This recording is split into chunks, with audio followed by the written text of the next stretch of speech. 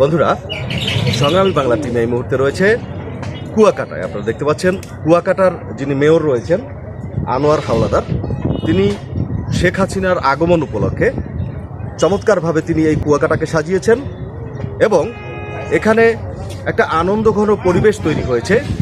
কারণ আর মাত্র একদিন বাকি আছেন।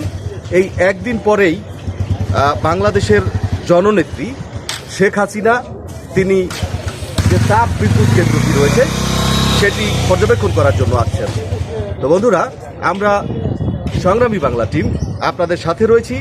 আমরা চেষ্টা করব আপনাদেরকে সেই প্রধানমন্ত্রীর আগমন উপলক্ষে যে কুয়াকাটা যে সাজানো হয়েছে এবং কুয়াকাটায় কী কী ধরনের ব্যবস্থা নেওয়া হয়েছে সেগুলো আমরা দেখার চেষ্টা করব এবং আমাদের মাধ্যমে আপনাদের দেখানোর চেষ্টা করব। তো বন্ধুরা, আপনারা সাথেই থাকুন। আমরা রয়েছি কুয়াকাটা থেকে JH সুমন, সংগ্রামী বাংলা। বন্ধুরা, আপনারা দেখতে পাচ্ছেন সংগ্রামী বাংলা টিম এই মুহূর্তে রয়েছে কুয়াকাটার যিনি মেয়র মহোদয় রয়েছেন তার সভাকক্ষে এবং তার সাথে রয়েছেন তার কাউন্সিলর বিন্দু। বন্ধুরা, আমাদের মাননীয় প্রধানমন্ত্রী শেখ হাসিনার আগমন উপলক্ষে প্রস্তুতি সভা চলছে। বন্ধুরা, আর একদিন পরেই মাননীয় প্রধানমন্ত্রী চলে আসবেন। বন্ধুরা, সংগ্রামী বাংলা টিম এই মুহূর্তে রয়েছি কুয়াকাটার যিনি মেয়র রয়েছেন সামনে রয়েছি এবং আমরা জানি যে কালকে অর্থাৎ মাঝখানে একদিন বাকি আছে আমাদের এবং দেশনেত্রী শেখ হাসিনা কালকে পায়রা তাপ বিদ্যুৎ কেন্দ্রে আসছেন। সেই হিসেবে আমরা দেখেছি পটুয়াখালী থেকে শুরু করে কুয়াকাটা পর্যন্ত নিরাপত্তার চাদরে ঢেকে দিয়েছেন প্রশাসন থেকে শুরু করে যারা রাজনৈতিক ব্যক্তিবর্গ রয়েছেন তাদের সবার সহযোগিতায় চমৎকারভাবে কুয়াকাটাকে সাজিয়েছেন তারা নিরাপত্তার চাদরে, যাতে করে এখানে ঘুরতে আসা পর্যটক যারা রয়েছেন তাদের যাতে কোনো অসুবিধা না হয় বা অন্যান্য যারা রয়েছেন তাদের যাতে সুবিধা হয় সেজন্য বিভিন্ন ধরনের পদক্ষেপ তারা নিয়েছেন। আমরা আজকে কথা বলবো স্বনামধন্য এবং এক কথায় যাকে বলা হয় সাদা মনের মানুষ কুয়াকাটার যিনি মেয়র মহোদয় রয়েছেন। আজকে আমরা তার সাথে কথা বলবো। বন্ধুরা, আর দিন নয়, চলুন আমরা মেয়র মহোদয়ের কথা শুনব। আপনি কেমন আছেন? আল্লাহ ভালোই রেখেছি, খুব আনন্দে আছি। আজকের আগামীকালকে মানবতার মা দেশরত্ন শেখ হাসিনা আগামীকালকে পায়রা তাপ বিদ্যুৎ কেন্দ্রে আসতেছে। সেই আনন্দতে আমরা আজকে রাখতে হবে। দক্ষিণবঙ্গের একমাত্র উন্নয়নের চাবিকাঠি এই মাননীয় প্রধানমন্ত্রী শেখ হাসিনা, তার হাতেই আজকের এই কুয়াকাটা পর্যটন কেন্দ্র, এরপর পায়রা পোর্ট তাপবিদ্যুৎ কেন্দ্র, এমনকি ঢাকা থেকে আজকে সেই কুয়াকাটা পর্যন্ত যত উন্নয়নের কাজ, মহাসড়কের যত রকমের কাজ, আজ থেকে দীর্ঘ 20 বছর আগে 13টা ফেরি পার হয়ে ঢাকা যাওয়া লাগবে, সম্পূর্ণ আজকের সেই উন্নয়ন যে হয়েছে যোগাযোগ ব্যবস্থা। আজকে তাপবিদ্যুৎ উৎপাদন হবে এই দক্ষিণ বাংলায়, যে আলো সজ্জিত হবে এই বাংলায়, যে এইবার বিদ্যুৎ আমরা 24 ঘন্টা পাবো কোনোদিনই চিন্তা করি নাই। শুধু দক্ষিণ বাংলা নয়, সারা বাংলাদেশে আজকে বিদ্যুতের ঘাটতি আর থাকবে না। শতভাগ বিদ্যুৎ এই মানবতার মা শেখ হাসিনা, সে তার নেতৃত্বে আজকের বাংলাদেশের শতভাগ বিদ্যুতের কার্য শুরু হয়ে গেছে। আর বাংলাদেশের কোনো কিছু ঘাটতি থাকতে পারে না। বিদ্যুৎই একমাত্র উন্নয়নের অনেক কর্মধার। আশা করি যে আগামী দিনগুলো আরো সুন্দর করবে। এদেশের সুন্দর শৃঙ্খলা হবে, এদেশে আইন শৃঙ্খলা ভালো আছে, সুন্দর আছে। আর কুয়াকাটাকে আমরা অন্তত সে কুয়াকাটা আসেনি, তারপর আমরা মনে করি পায়রা তাপবিদ্যুৎ আসা মানে কুয়াকাটা আসা। কুয়াকাটাকে আমরা আলো সজ্জিত করেছি, আমরা যতটুকু পেরেছি চেষ্টা করেছি সেই তার আশা রেখে আমরা কাজ করে দিতেছি। বন্ধুরা, এতক্ষণ আমরা শুনলাম কুয়াকাটার স্বনামধন্য এবং মানবিক মেয়র মহোদয়ের কথা শুনলাম। তিনি আমরা একটু আগেও দেখেছি, আমাদের সংগ্রামী বাংলার চোখে আমরা দেখেছি তিনি ঘুরে ঘুরে কুয়াকাটার সার্বিক পরিস্থিতি পর্যবেক্ষণ করছেন এবং প্রত্যেকটা জায়গায় ঘুরে ঘুরে তিনি সবাইকে সচেতন করছেন যাতে করে মানবতার মা জননেত্রী শেখ হাসিনার আগমনে যাতে কুয়াকাটা থেকে শুরু করে পায়রা বন্দরের সবাই যাতে স্বতঃস্ফূর্তভাবে আনন্দিত হয়, তারা সেই আনন্দে আত্মহারা। আমরা আজকে রয়েছি সেই স্বনামধন্য মেয়র মহোদয়ের অফিসে। আমরা শুনলাম তার বক্তব্য আপনার এখানে আর কি কি কুয়াকাটা নিয়ে আপনার আর কি চিন্তা ভাবনা রয়েছে আমাদের মাধ্যমে যদি একটু বলতেন। আজকের কুয়াকাটার যদি একটা এয়ারপোর্ট হতো, এয়ারপোর্ট অতি জরুরি দরকার। এটা আশা করি মাননীয় প্রধানমন্ত্রী তার চিন্তা চেতনা আছে, সে একটা এয়ারপোর্ট করবে, এটা শীঘ্রই দরকার। কারণ কুয়াকাটা পর্যটন কেন্দ্রকে এয়ারপোর্টের দরকার। এখন এয়ারপোর্ট হইলে আমাদের আর চাওয়া পাওয়া কিছু থাকে না।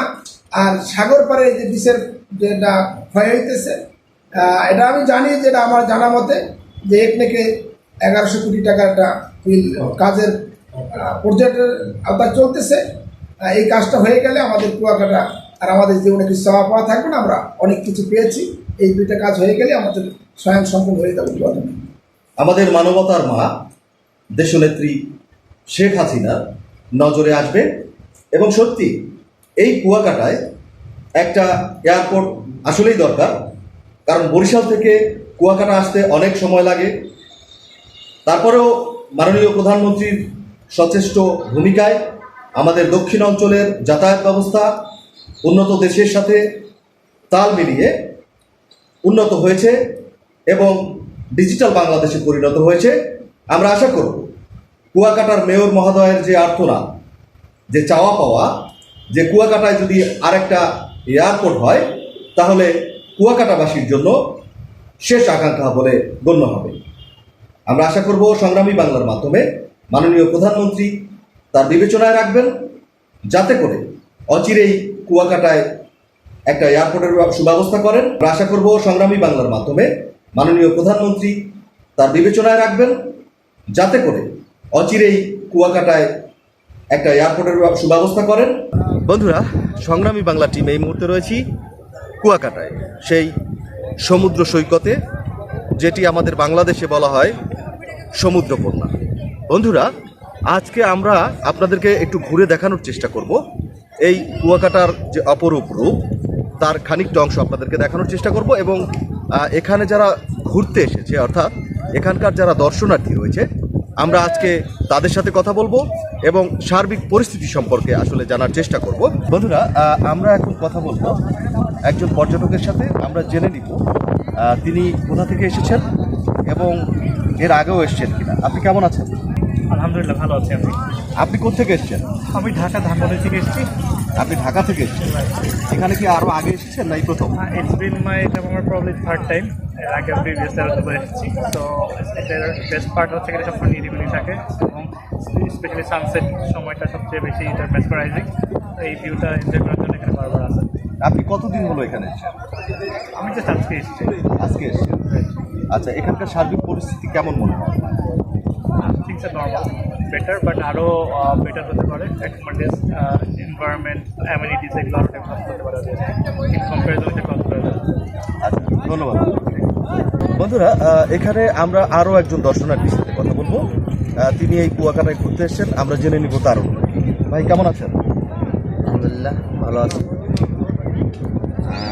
আমি 4 দিন যাবত এখানে আছি। কুয়াকাটা খুব ভালো লাগলো, সব জায়গায় ঘুরলাম। আজকে বিচে সকাল থেকেই ছিলাম, 1টার দিকে উঠে গেছি এখান থেকে। তো তো কালকে প্রোগ্রাম আছে প্রাইম মিনিস্টারের, এই জন্য আমরাকে চলে যেতে হবে সকালে, আরও থাকার চিন্তা ভাবনা ছিল। কেন এখানে হোটেলে, যে হোটেলে আছেন, এই হোটেল থেকে যেতে বলা হয়েছে? না, যেতে ভালো হয় নাই, কিন্তু আমরা চলে যাব। আমাদের আলিয়ার যেহেতু এখানে পড়াশোনার ব্যাপার আছে, ফ্যামিলি নিয়ে আসছি সবাই। তো আমরা আমাদের আত্মীয় বাসা আছে খুলনাতে, খুলনা যাবো আবার কালকে আমরা সকালে রওনা। আচ্ছা, কেমন লাগছে আপনাদের? আলহামদুলিল্লাহ, ভালো, খুব ভালো লাগছে। ভালো লেগেছে? জি জি জি, খুব ভালো লাগছে। ধন্যবাদ। বন্ধুরা, এখন আমরা আবারও একজনকে পেয়েছি, আমরা তার সাথে কথা বলবো এবং জেনে নিব তার অনুভূতি। আপনি কেমন আছেন? আচ্ছা, ভালো আছে। কোথা থেকে এসেছেন আপনি? আমি ঢাকা থেকে এসেছি। ঢাকা থেকে আছেন? কয়দিন হলো? 3 দিন। 3 দিন। আচ্ছা, এখানে কি সপরিবারে এসেছেন? হ্যাঁ, সব পরিবার এসেছি। আচ্ছা, এখানকার কি বেশি ভালো লেগেছে আপনার? এখানে বীজটা বেশি ভালো লাগছে, আর বিশেষ করে সূর্যোদয় সূর্যাস্ত বেশি ভালো। আচ্ছা আচ্ছা। তো এখানে আসলে কোনো ধরনের কোনো অসুবিধায় কি পড়েছেন আপনারা? না, তাহলে আচ্ছা, সব কিছু ঠিকঠাক মনে হয়েছে? আচ্ছা আচ্ছা, ধন্যবাদ আপনাকে। আপু, কেমন আছেন আপনি? আলহামদুলিল্লাহ, ভালো আছি। আচ্ছা, এখানে কি আপনারা সপরিবারে এসেছেন? জি, সব পরিবার। আচ্ছা, এখানে কতদিন আছেন আপনারা? আজকে আজকে লাস্ট, আগামীকাল চলে যাবো। আচ্ছা আচ্ছা, মানে 2-3 দিন ছিলেন এখানে। আচ্ছা আচ্ছা, তো এইখানকার সার্বিক পরিস্থিতি আপনার কেমন মনে হয়েছে বা কি হলে ভালো হতো? পরিষ্কার পরিচ্ছন্নতার অভাবে এখানে, আচ্ছা আচ্ছা ক্লিন হলে ভালো হতো। আচ্ছা আচ্ছা। দর্শক বন্ধুরা, আপনারা দেখতে পাচ্ছেন উনিও বোধহয় এই ভদ্রলোক কথা বলবে। তো আমরা একটু চেষ্টা করি, দেখি কি বলে। আপনি কি কথা বলবেন? কি কথা বলবেন বলেন, কি বলবেন? সব কিছু বলতে হবে? একটু বড় হন, তখন আমরা শুনবো, ঠিক আছে? না, থাক থাক থাক থাক। দর্শক বন্ধুরা, আজকে সংগ্রাম বাংলার টিম রয়েছে সাগরকন্যা কুয়াকাটা, সাথে রয়েছি মোহাম্মদ রাহাত খান। চলুন আপনাদের ঘুরে দেখাবো কুয়াকাটার সার্বিক পরিস্থিতি। আর মাত্র একদিন বাকি আছে প্রধানমন্ত্রী আসার সার্বিক পরিস্থিতি চলতেছে। চলুন আমরা বীজটা ঘুরে দেখি। বন্ধুরা, আপনারা দেখতে পাচ্ছেন বয়স হলেও আসলে স্বাদ যায় না, আনন্দ ফুর্তি যায় না। আপনারা দেখতে পাচ্ছেন এক ভদ্রলোককে, তিনি ঘোড়ায় চড়ে বসে আছে, রাজকুমার। আমরা আজকে সেই রাজকুমারের সাথে কথা বলবো। আপনি কেমন আছেন? জি ভালো আছি। আপনি কোথা থেকে এসেছেন? আমি আসছি বরিশাল থেকে। বরিশাল কোথায়? বরিশাল মুলাদি। আপনি বাড়ি কি মুলাদিতেই? জি মুলাদি। এখানে কি আপনি আরো এসেছেন না এই প্রথমবার? আরো আসছি। আরো আসছেন।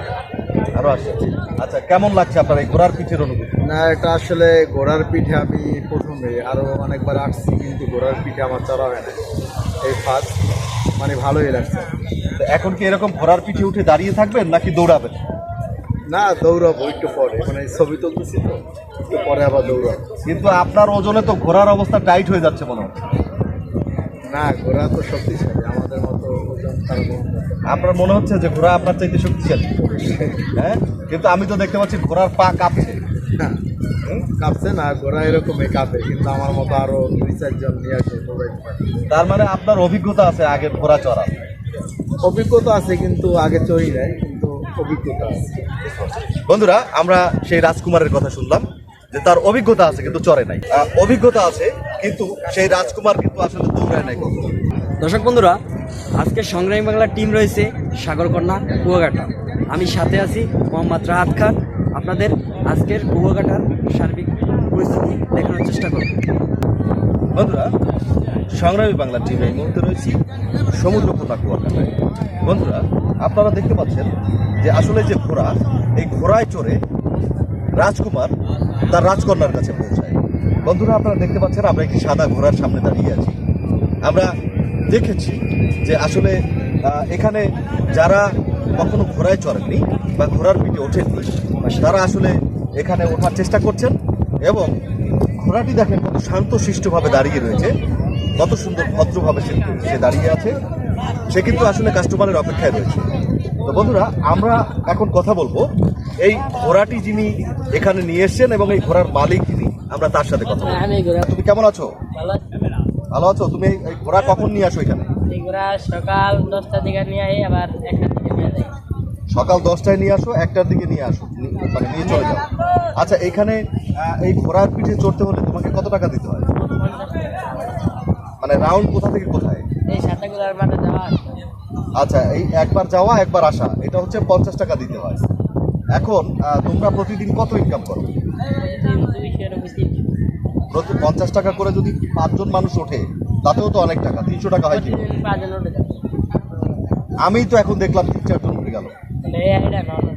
হ্যাঁ, আচ্ছা যাই হোক, তা একে দিয়ে যে টাকাটা তোমরা ইনকাম করছো, আসলে কি একে ঠিক সেই পরিমাণে খাবার দিচ্ছ তোমরা? হ্যাঁ, কি কি খাবার দিচ্ছ? তারপর আছে না, তা আমার তো মনে হচ্ছে না যে আসলে ওরা পরিপূর্ণ খাবার পাচ্ছে। দেখো শুকিয়ে গেছে ওরা। হ্যাঁ, ঘুরে ভেজে খায় না, হারা দিন ঘাস খায়। ভালো কোনো খাবার কি তোমরা দাও?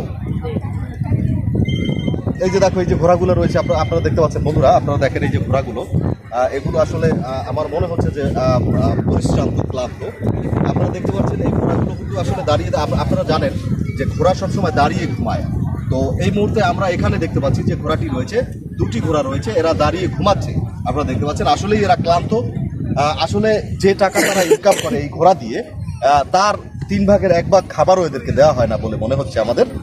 তো আমরা আসলে এখানে যারা ঊর্ধ্বতন কর্তৃপক্ষ রয়েছেন, আমরা তাদের দৃষ্টি আকর্ষণ করব এবং প্রাণীবিদ যারা রয়েছেন, আমরা তাদেরও দৃষ্টি আকর্ষণ করব, যাতে অচিরেই এই যে ঘোড়াগুলোর তদারকি যাতে করে এবং এই ঘোড়াগুলো যাতে আরও স্বাবলম্বী হয়, মানুষকে বিনোদন দিতে পারে, সেই ব্যবস্থাই যাতে করে।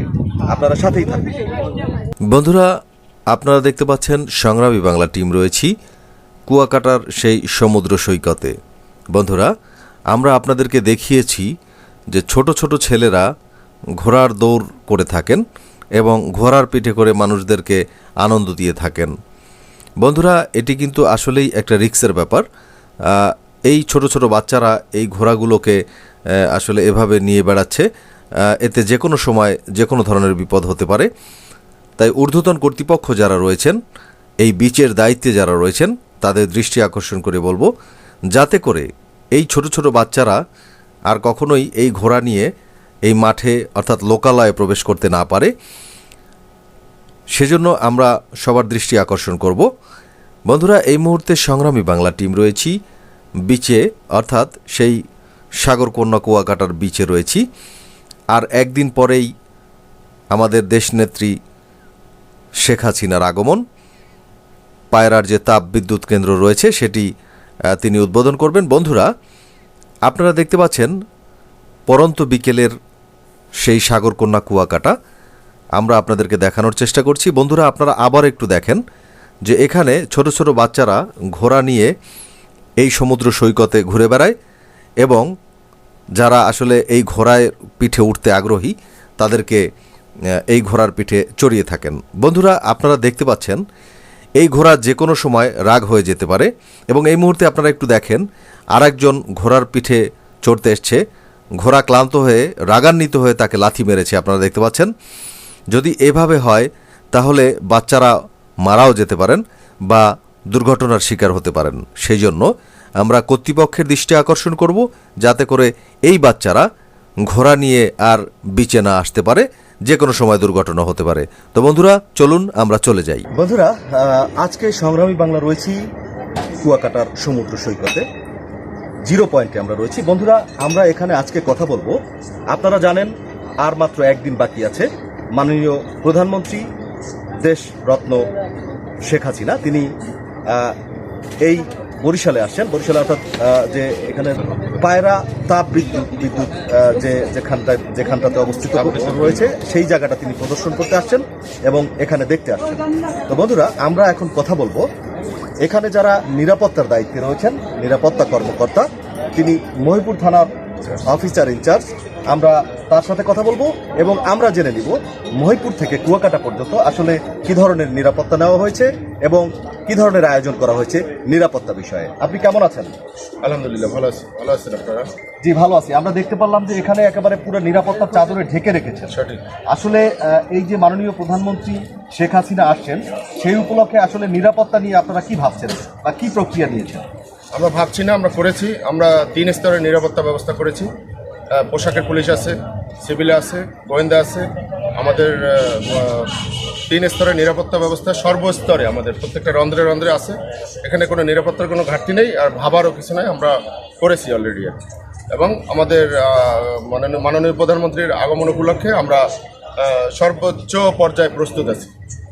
বন্ধুরা, আমরা এইমাত্র কথা বললাম চৌখুস অফিসার ইনচার্জ মহিপুর থানার। আমরা শুনলাম যে আসলে এই মহিপুর থেকে শুরু করে আপনার কুয়াকাটার যে সমুদ্র সৈকত রয়েছে সেখানে অত্যন্ত সুন্দরভাবে নিরাপত্তার চাদরে ঢেকে দিয়েছেন। আমরা সবার সুস্বাস্থ্য প্রত্যাশা করব। বন্ধুরা, সংগ্রামী বাংলা টিম এই মুহূর্তে আমরা রয়েছি কলাপাড়া থানায়। বন্ধুরা, আমরা চেষ্টা করেছি কলাপাড়া থানার ওসি যিনি রয়েছেন তার সাথে কথা বলার জন্য, কিন্তু আপনারা জানেন যে আর একদিন বাকি আছে আমাদের দেশনেত্রী শেখ হাসিনা তিনি কলাপাড়ায় আসছেন তাপবিদ্যুৎ কেন্দ্রে। তো সেখানে আইন শৃঙ্খলা নিয়ে তিনি ব্যস্ত রয়েছেন।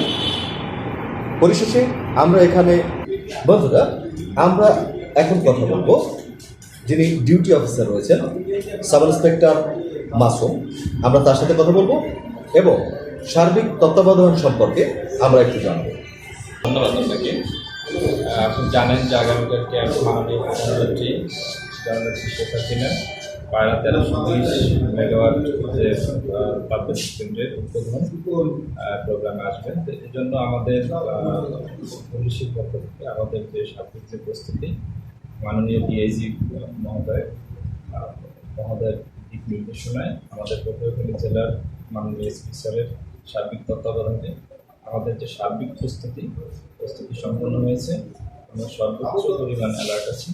প্রধানমন্ত্রীর নিরাপত্তায় নিয়োজিত যে এসএসএফ সহ বিভিন্ন বাহিনী আছে তাদেরকে সহযোগিতা করার জন্য আমাদের রেঞ্জ পুলিশ, পটুয়াখালী জেলা পুলিশ এবং কলাপাড়া থানা পুলিশ সর্বোচ্চ সতর্ক অবস্থায় আছে। আমরা এসএসএফ সহ অন্যান্য বাহিনীগুলোকে সহযোগিতা করার জন্য আমাদের পুলিশের পক্ষ থেকে 3 স্তরের যে নিরাপত্তা ব্যবস্থা এটা নেওয়া হয়েছে। এর মধ্যে পোশাকধারী পুলিশ সদস্যরা আছেন, এরপরে ট্রাফিক আছেন এবং সাদা পোশাকধারী পুলিশ সদস্যরা আছেন। সব মিলিয়ে প্রায় 1200-র কাছাকাছি পুলিশ সদস্য এই আইনশৃঙ্খলার যে নিরাপত্তার সার্বিক বিষয়টা দেখভাল করতেছে। আমরা আশা করতেছি যে মাননীয় প্রধানমন্ত্রীর আগামীকালকের যে প্রোগ্রাম, এই প্রোগ্রাম অত্যন্ত সুন্দর সুশৃঙ্খলভাবে অনুষ্ঠিত হবে এবং এজন্য আমাদের পুলিশ বাহিনীর পক্ষ থেকে আমাদের যে সার্বিক যে প্রস্তুতি সম্পন্ন হচ্ছে এবং ইনশাআল্লাহ আগামীকালকে আমরা অত্যন্ত সুন্দর একটা প্রোগ্রাম। ধন্যবাদ আপনাকে। আমরা এতক্ষণ কথা বললাম সাব ইন্সপেক্টর মাসুম ভাই। তিনি অত্যন্ত সুন্দরভাবে গুছিয়ে কথা বলেছেন এবং সুন্দরভাবে তিনি আমাদেরকে ব্যাখ্যা করেছেন। আপনারা ভালো থাকবেন, সবাই সুস্থ থাকবেন, সুন্দর থাকবেন, মাস্ক পরবেন, শারীরিক দূরত্ব বজায় রাখবেন, করোনা মুক্ত বাংলাদেশ গড়বেন। ধন্যবাদ।